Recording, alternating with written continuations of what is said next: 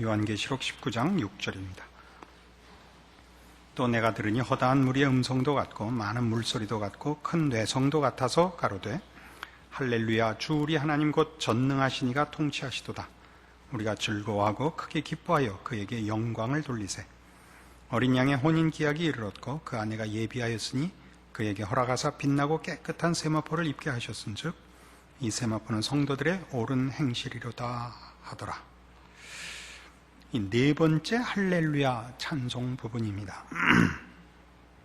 앞에 할렐루야가 바벨론의 멸망에 관한 것을 주된 내용으로 했다면 이제 6절에 등장하는 할렐루야는 더 적극적인 면, 주 우리 하나님 곧 전능하시니가 통치하시도다라는 적극적인 내용을 가지고 할렐루야 찬송이 터져나오고 있습니다. 물론 이 찬송은 앞에 있는 찬송들을 다 합하여 바벨론의 멸망과 그리고 어린 양의 혼인잔치 이렇게 두 내용을 포함한 할렐루야입니다. 이 부분은 11장, 계시록 11장 15절에 가시면 일곱째 나팔에서 이미 한번 이 상황을 환상으로 묘사했던 부분입니다. 11장 15절에 갑시다. 일곱째 천사가 나팔을 불매 하늘에 큰 음성들이 나서 가로되 세상 나라가 우리 주와 그 그리스도의 나라가 되어 그가 세세토록 왕노릇 하시리로다 라고 이미 일곱째 나팔에서 이 장면과 내용이 한번 묘사됐었고 18절에 이방들이 분노하며 주의 진노가 임하여 죽은 자를 심판하시며 종 선지자들과 성도들과 또 물온대소하고 주의 이름을 경외하는 자들에게 상 주시며 또 땅을 망하게 하는 자들을 멸망시키실 때로소이다 하더라. 그러니까 이 그리스도 나라가 임하고 그가 왕노릇하는 하나님 통치의 완성은 두 가지 면으로 묘사되고 있죠. 부정적인 면에서 원수들의 심판과 긍정적인 면에서 하나님의 백성들의 구원입니다. 그것이 지금 오늘 본문으로 오시면 그 구원을 오늘 본문에서는 어린 양의 혼인 기약 이렇게 되어 있죠. 나중에도 21장 가면 등장을 합니다만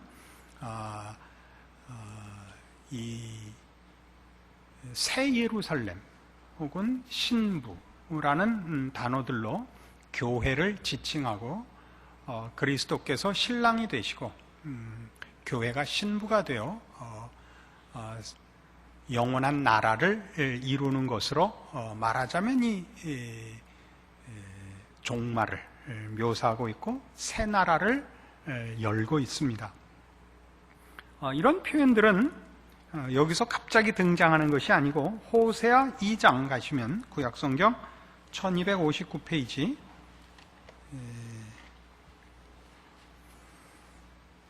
호세아 2장 19절에 이런 묘사가 이미 구약에서부터 있어 왔던 것을 볼 수 있습니다. 1259페이지 호세아 2장 19절입니다. 내가 네게 장가들어 영원히 살되 의와 공변됨과 은총과 긍휼이 여김으로 네게 장가들며 진실함으로 네게 장가들리니 네가 여호와를 알리라. 이렇게 구약에서부터 하나님께서 그의 백성들을 다만 그의 종이나 신하나 혜택을 받는 무슨 격이 떨어지는 수준 이하의 그 존재들로 보지 않고 자녀라 또는 지금 이 식으로 아내라 하는 굉장히 우리가 상상할 수 없는 고급한 그 대접을 하나님께서 그 구원하시는 백성들에게 약속하고 계시는 것을 봅니다. 이러한 그 표현과 약속들을 근거로 하여 지금 이런 말씀들이 나올 수 있고 그 약속의 성취를 말하자면 사도 요한이 이 환상 속에서 보고 있는 장면이 오늘 지금 본 이 네 번째 할렐루야입니다. 그런데 이 부분을 조금 다시 본문에 오셔서 보시면 이 어린 양의 혼인 기약, 그것은 예수 그리스도께서 다시 오시며 그 아내가 예비된 것입니다. 신랑 신부가 있어야 되죠. 그 이제 교회가 준비되는데 8절 묘사를 보시면은 본문에 그에게 허락하사 빛나고 깨끗한 세마포를 입게 하셨은즉 이 세마포는 성도들의 옳은 행실이로다, 이렇게 나옵니다. 이 어린 양의 혼인 기약은 말하자면 하나님 통치의 완성이며 적극적 차원에서 교회의 승리인데, 그 교회의 승리는 여기 보는 바와 같은 그 아내가 완벽하게 준비되는 것입니다. 그 준비되는 것을 성도들의 옳은 행실이라, 이렇게 8절에 얘기하고 있습니다. 그런데 이 옳은 행실은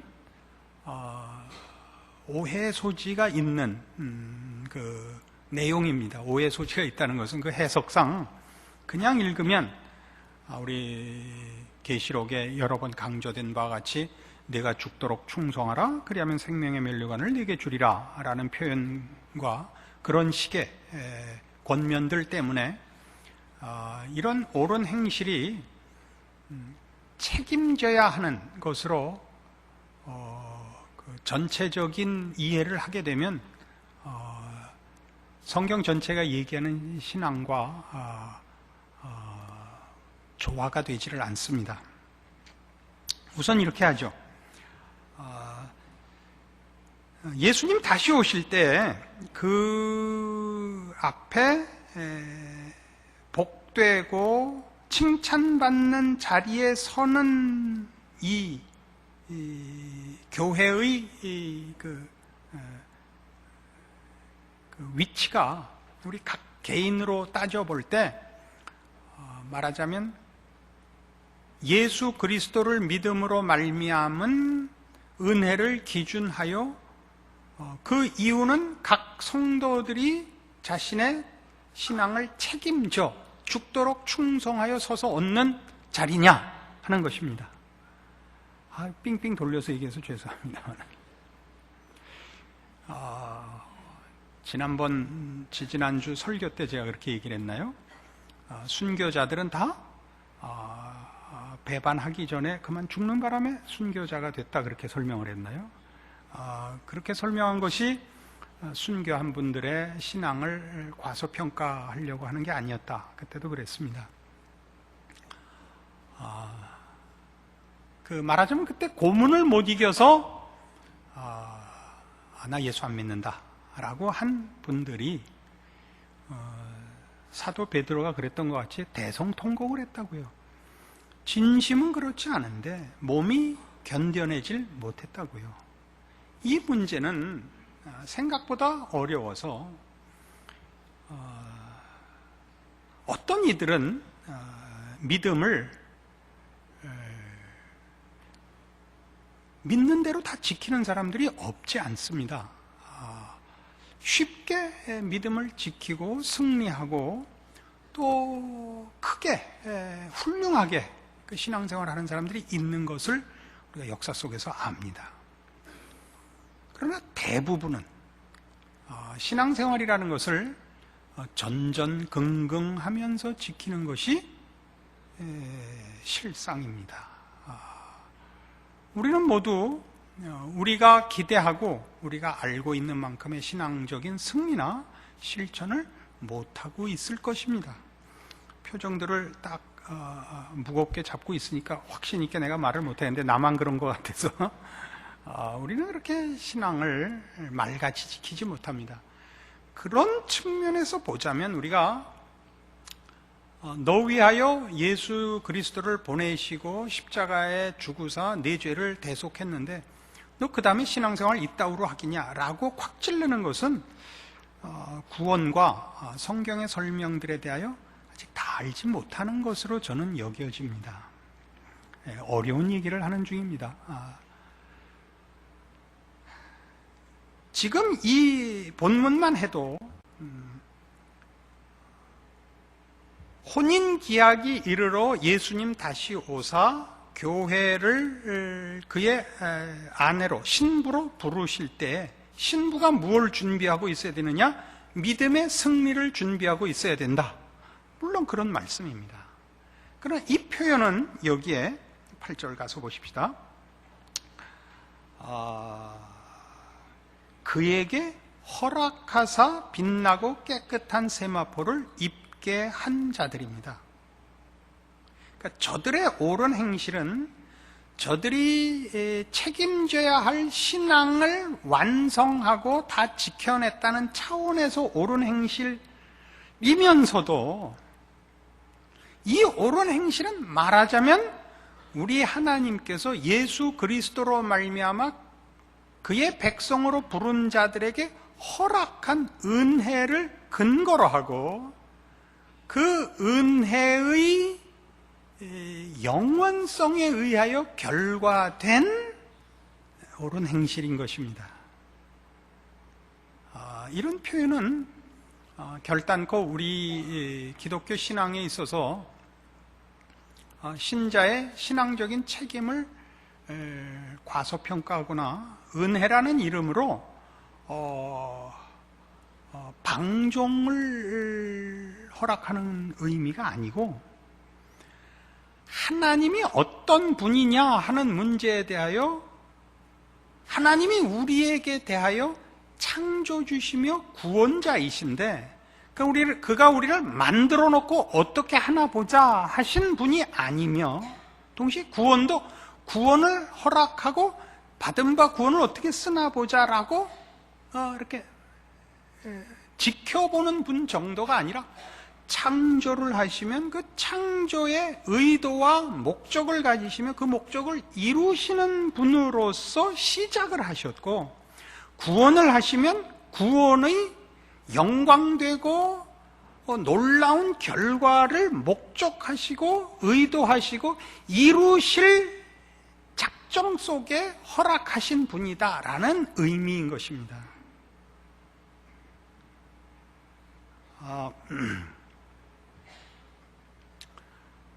우리는 예수를 믿는다라는 표현이 말하자면 우리가 다 죄인이라는 것과 그 죄인이라는 의미가 우리를 지으시고 유일하신 하나님 앞에서의 자기 위치, 하나님과의 관계와 하나님 앞에서의 자기 위치를 확인하는 차원에서 예수를 믿습니다라는 말을 하는 것이지, 예수를 믿는 것이 한 번의 기회고 허락된 어떤 근거로서만 고백이고 그 다음은 내 책임으로 남는 식으로 예수를 믿습니다라고 얘기를 하면 안 됩니다. 예수를 믿습니다라는 표현은 하나님이 나를 지으셨고 나를 사랑하사 내 운명과 목적에 대하여 신적 개입을 하시되 그 개입은 나의 못난 것과 마치 우리 대신 예수님이 죽을 수밖에 없었던 상황에도 그 아들을 보내신 것 같이 그 은혜를 입은 자가 그 베푸신 은혜를 실패케 하거나 좌절케 하는 일이 일어날 수 없는 은혜의 개입을 했다는 차원에서 예수를 믿습니다라고 고백을 해야 되는 것입니다. 알 것도 같고 모를 것도 같죠.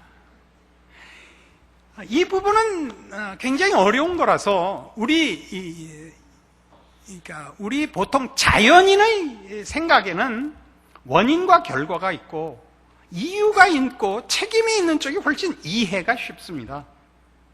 하나님께서 범죄한 너희에게 말하자면 제2의 기회를 줬다.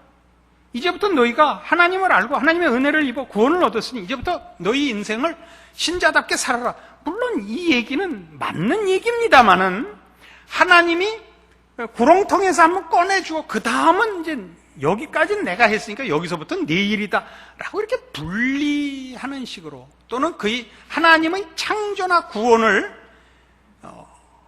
어떤 돌발 사태에 대한 비상한 개입 정도로만 생각하시지 말아달라는 것이죠. 왜 이런 얘기를 해야 되냐면 기독교라는 것, 말하자면 우리가 아는 하나님, 우리를 지으신 하나님, 창조주여 섭리자의 심판자이신 하나님은 그 하나님의 하나님 되심으로 우리의 항복을 받아내며 우리의 구원을 이루시며 우리의 찬송을 받아내시는 그런 분이신 것입니다. 그러니까 기독교 신앙에는 어느 부분에도 나는 충성했다, 나는 인내했다라 내 얘기가 들어갈 여백이 없는 종교요 신앙인 것입니다. 이러한 하나님, 그것이 우리를 하나님에 대해 경외심을 가지게 하며 놀라게 하며 찬송을 할 수밖에 없게 하며 나의 나된 어떤 것도 자랑으로도 갈 수도 없고 절망으로도 갈 수 없게 만드는 것이 기독교에서의 핵심이며 언제나 초점입니다. 이게 놓쳐지곤 합니다. 그래서 여러분은 별로 재미있어 보이는 얼굴은 아닙니다만 저는 이 얘기를 할 수밖에 없는 것입니다. 하나님에 대해서 놀라는 것입니다. 하나님에 대해서. 사도 바울이 고린도서를 쓰면서 그런 얘기를 했죠. 너희를, 형제들아 너희를 부르심을 보라. 너희 중에 잘난 놈이 누가 있냐? 이렇게 썼어요. 너희 중에 똑똑한 사람이 있더냐? 너희 중에 무슨 능력이 있는 사람이 있더냐? 왜 그렇게 했다고요? 모든 것이 하나님께 있으니까. 이 문제는 본인이 똑똑하고 본인이 능력이 있으면 그것만큼 하나님을 배제하니까 자꾸 그 얘기를 이제 끝으로 올 거예요. 보세요. 지금 이 문제는 전부 뭐냐면 할렐루야 찬송이거든요. 종합적인 할렐루야 찬송이. 6절에 다시 보세요. 또 내가 들으니 허다한 무리의 음성도 같고 많은 물소리도 같고 큰 외성도 같아서, 그러니까 온 피조물이 다 하나님 앞에 찬송을 하죠. 뭐라고 찬송해요? 할렐루야 주 우리 하나님 곧 전능하신 이가 통치하시도다 이거예요. 뭘 말하는 거예요? 하나님의 의로운 통치, 하나님의 통치의 완성을 보는 거죠. 뭘 봐요? 하나님을 대적한 자들의 심판과 하나님이 목적한 자들의 구원을 보는 거죠. 지금 하나님의 통치라는 내용 속에 두 개가 있죠. 그러면 하나님의 통치의 이 적극적인 부분, 하나님이 목적하시고 사랑하시고 구원하시는 그 대상들의 완성이 말하자면 하나님 통치의 완성이라는 거죠. 하나님이 심판의 칼을 들고 기한을 두고 어떻게 하나 보자 라고 했으면 이 마지막 저거는 말하자면 상 주고 벌 주고 하는 것으로 나와야 되죠. 그렇지 않고 뭘로 다 감싸버렸냐면 전능하신 이가 통치하시도다 로 찬송이 모든 걸 이렇게 감싸버렸죠. 하나님을 배반하고 반대하는 자들을 결국 심판하시는 것 같이 하나님이 목적하시고 원하셨던 자들에게 결국에 승리를 주셨다라는 하나님 통치가 모든 것을 감쌀 수밖에 없다니까요. 거기에 나는 충성했다, 나는 불충성했다라는 것은 여기에는 지금 등장할 필요가 없단 말이죠. 그런데 그 부분이 뭐냐 하면 하나님의 자녀들, 하나님이 목적한 구원 얻은 백성들의 완성이 여기 보는 바와 같이 빛나고 깨끗한 세마포를 입게 하사 성도들로 하여금 옳은 행실로 결실한 거지요.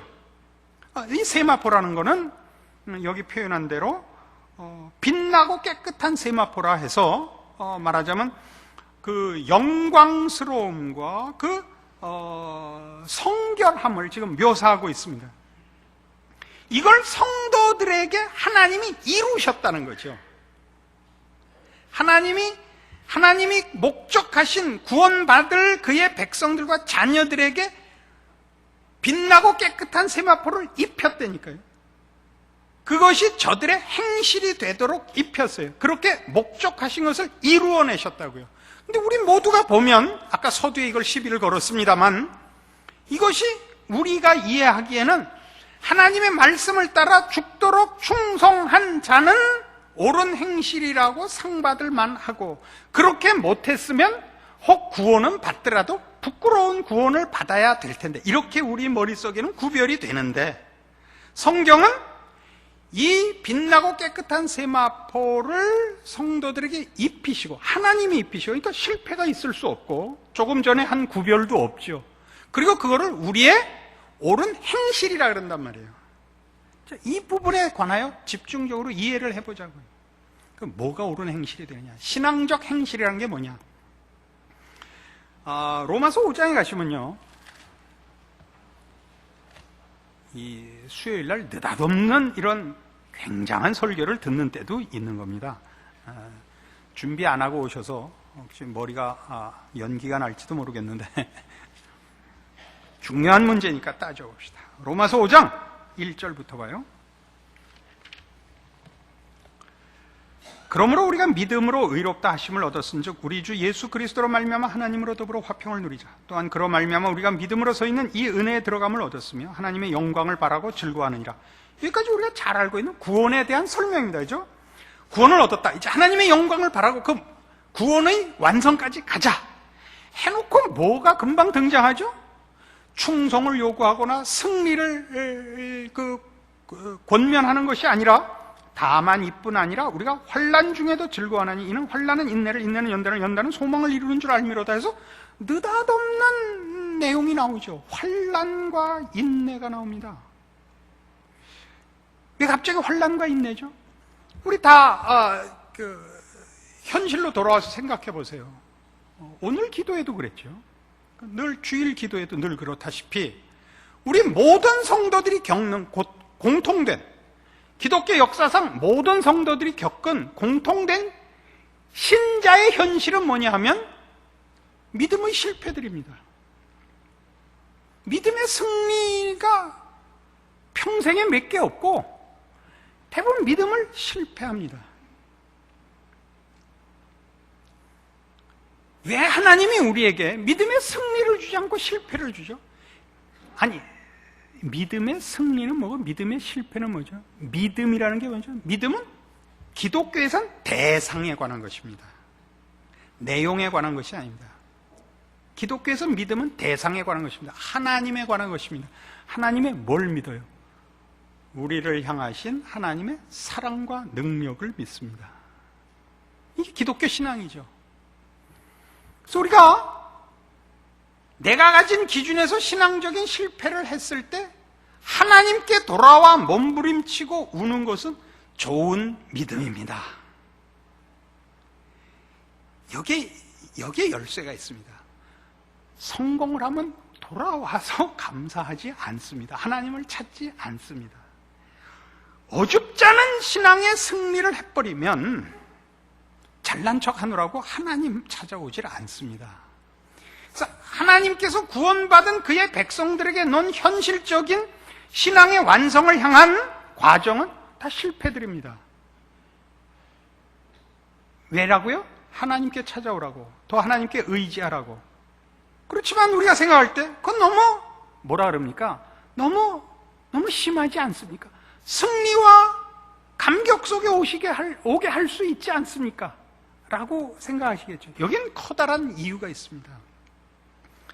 신자의 완성은 결국 아까 세마포 옷으로 입힌 묘사에서도 나왔다시피 하나님께서 주시는 것, 신적인 것, 훨씬 더 본질적으로 하나님 자신이 우리의 모든 것이 되는 것입니다.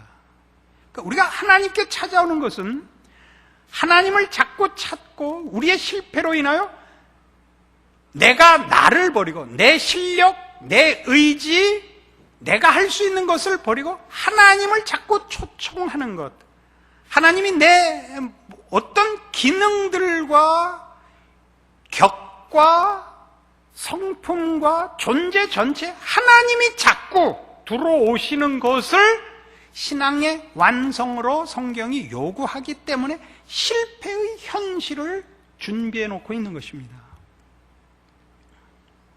성공한 자들은 이렇게 얘기하죠. 나는 되던데 왜 안 돼? 해봐. 그래요.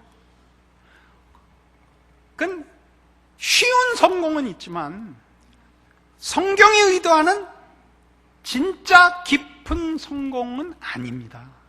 진짜 깊은 성공은 뭐냐면 내가 난지 하나님이 내 안에 들어오셔서 다 하시는지 모르는 경지에 가는 것입니다. 거긴 자랑도 없고 그래서 겸손밖에 없으며, 그래서 이런 이유 때문에 신앙의 가장 중요한 덕목을 순종과 인내라 그러는 것입니다. 순종이란 뭐죠? 시키는 것을 하라는 것은 하나님의 것으로 내용을 삼으라는 것이요, 인내란 뭐냐면 여러분 자신을 스스로 평가하여 절망하거나 포기하지 말라는 것입니다. 그런 이유들이 있습니다. 그래서 하나님의 통치의 완성은, 이 할렐루야 대합창의 찬송을 받으시는 하나님의 통치는 하나님께서 그 구원하시는 백성들의 구원의 시작이시요 완성이시요 약속하신 자요 약속을 이루신 이로써 찬송을 받아내시며, 그가 이 모든 우리에게 허락된 것들의 이유시며 원인이시며 책임자이시며 그렇게 허락하신 우리의 아버지신 것을 찬송으로 고백하는 것입니다. 이것은 말하자면 하나님이 이런 일에 책임이라고 표현하는 것은 오해 소지가 있지만 더 적절한 표현이 없어요. 하나님만이 이 일의 주권자이시오 시작이고 완성자이신 것은 이 바벨론 심판과 이것이 맞물려서 말하자면 이 심판이 하나님이 그의 백성들을 변호하는 것으로 지금 나타나는 것입니다. 그러니까 저쪽이 잘못했고 이쪽이 잘했다라고 얘기하시는 거거든요. 우리는 아직도 완성되지 못했다라는 양심의 고발과 사단의 고소를 늘 당합니다. 스스로도 나는 신자답게 못 살았다, 이런저런 것에서 실패했다, 스스로의 양심이, 말씀이 우리를 고소합니다. 그럼에도 불구하고 하나님 우리를 심판하는 것이 아니라 저쪽을 하셔서 우리를 변호하는 것을 이 할렐루야 합창의 내용 속에 다 담고 있는 겁니다. 뭐라는 단어로? 할렐루야 전능하시니가 통치하시도다. 여기에 종말이 있습니다. 그러니까 이 종말은 잘하면 상 받고 못하면 벌 받는 식으로 신자에겐 이해될 것이 아니고, 신자들에게는 이 한심한, 이 아직도 갈 길이 먼 내가 결국 완성의 자리에 설 것이라는 기대와 믿음과 소망을 가지고 내다보는, 주여 오시옵소서로 되어 있지만 우리 다 붙이죠. 주여 어서 오시옵소서 라고 표현하고 싶은 종말이어야 신자들의 참다운 신앙의 표현인 것입니다. 우리가 그렇게 하지 못하는 것은 지금 오시면 큰일인데 라는 생각이 들어서죠. 그죠? 그건 여러분이 여러분 홀로 책임지고 있기 때문입니다. 그렇지 않다는 얘기를 하는 것이 바로 오늘의 본문이요, 이 모든 피조물들이 들고 일어나 할렐루야 합창을 하는 이유인 것입니다. 그것을 왜 기록해 놨겠어요? 우리 모두를 위하여. 하나님께서 그의 뜻대로 부른 자들에게는 모든 것이 합력하여 선을 이루며 하나님이 편든 자들을 누가 어찌할 수 없다는 것을 결론의 장면에 가서 사도 요한이 보고 온 것을 우리에게 증언하여 어떻게 하라고? 우리가 누구인지, 우리에게 허락된 것이 얼마나 굉장한 것인지를 아는 것으로 여러분의 신자된 현실과 책임과 싸움들에서 승리하시라고. 구원받는 조건으로서도 아니요, 책임으로서, 여기 묘한 표현입니다. 책임으로만이 아니라 그렇게 부름받은 은혜와 사랑과 하나님의 놀라운 손길에 붙잡힌 바 된 존재인 것을 아는 감격이 여러분의 신자된 힘과 승리로 나타나기를 바라서 성경이 이 말씀 기록하고 있습니다. 기도하십시다. 하나님 아버지, 은혜를 감사합니다. 우리 된 것은 하나님의 은혜며, 우리를 이렇게 구원과 하나님을 아는 지식과 소망과 믿음 가운데 서게 하신 우리 하나님이 우리에게 시작한 모든 일을 이루실 것을 믿습니다. 그러므로 우리는 우리의 믿음의 주인이신 우리 하나님의 사랑과 은혜와 긍휼과 자비와 그 능력의 손길 아래에 있는 인생인 것을 기억하고 믿음의 충성을 약속합니다.